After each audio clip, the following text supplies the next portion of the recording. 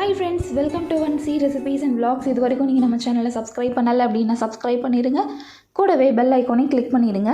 இன்றைக்கி நம்மளோட சேனலில் ஒரு சுவையான பாதாம் பால் எப்படி செய்கிறதுன்னு பார்க்கலாம். இந்த பாதாம் பால் அல்லது பிஸ்தா கலந்த பால் குடிச்சு பழகிட்டீங்க அப்படின்னா பூஸ்ட், ஹார்லிக்ஸ், போர்ன்விட்டா அந்த மாதிரியான ட்ரிங்க்ஸ் நீங்கள் கண்டிப்பாக விரும்ப மாட்டீங்க. இப்போ இந்த பாதாம் பால் செய்ய ஸ்டார்ட் பண்ணிடலாம். ஒரு 7 பாதாம் பருப்பு எடுத்திருக்கேன். அது ஒரு 4 மணி நேரம் ஊற வச்சு தோல் உரித்து ஒரு மிக்ஸி ஜாரில் சேர்த்துக்கலாம். இது கூடவே ஒரு 1/4 டம்ளர் அளவு காய்ச்சாத பசும் பால் சேர்த்து இந்த மாதிரி நல்லா ஃபைனாக அரைச்சி எடுத்துக்கோங்க.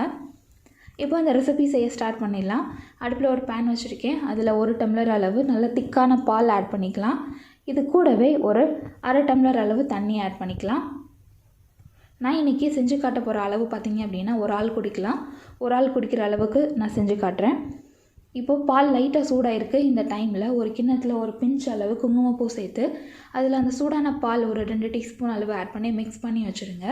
இப்போ பால் நல்லா பொங்கி வந்திருக்கு பாருங்கள். இந்த டைமில் நம்ம பாதாம் பருப்பு அரைச்ச பேஸ்ட் ஆட் பண்ணிக்கலாம். அடுத்து இந்த பாலுக்கு தேவையான அளவு சுகர் ஆட் பண்ணிக்கலாம். ஒரு 3லேருந்து 4 டீஸ்பூன் அளவு சுகர் ஆட் பண்ணால் போதும். அடுத்து நம்ம குங்குமப்பூ கரைச்சி வச்சுருந்தோம் பார்த்திங்களா ஒரு பால், அதையும் ஆட் பண்ணிக்கலாம். இந்த குங்குமப்பூ எதுக்கு சேர்க்குறோம் அப்படின்னா ஒரு லைட் எல்லோ கலர் நமக்கு கிடைக்கும், ப்ளஸ் உடலுக்கு நல்ல குளிர்ச்சியை தரும். இந்த சம்மர் டைமில் உடலுக்கு குளிர்ச்சி தரக்கூடிய நல்ல ஹெல்த்தியான உணவுகளை சாப்பிட்றது ரொம்ப நல்லது. அதனால தான் இப்போ இது எல்லாத்தையும் நல்லா மிக்ஸ் பண்ணிடலாம். பால் காய காய அந்த ஆடை சுற்றி கட்டும், அதனால் அதை அந்த ஸ்பூன் வச்சு எடுத்து விடுங்க. இந்த டைமில் ஒரு பிஞ்ச் அளவு மஞ்சள் தூள் ஆட் பண்ணிக்கலாம். ரொம்ப ஒரு கம்மியான அளவு அப்படின்னு சொல்லலாம், அந்த அளவு ஆட் பண்ணிக்கோங்க. மஞ்சள் தூள் வந்து ஒரு கிருமி நாசினி, ப்ளஸ் ஒரு லைட் எல்லோயிஷ் கலர் கிடைக்கும், அதுக்காக ஆட் பண்ணுறோம். ரொம்ப நல்லது உடம்புக்கு. இப்போ இது எல்லாத்தையும் நல்லா மிக்ஸ் பண்ணி பால் லைட்டாக திக்காகவும் அந்த கன்சிஸ்டன்சி வர வரைக்கும் பாயில் பண்ணணும்.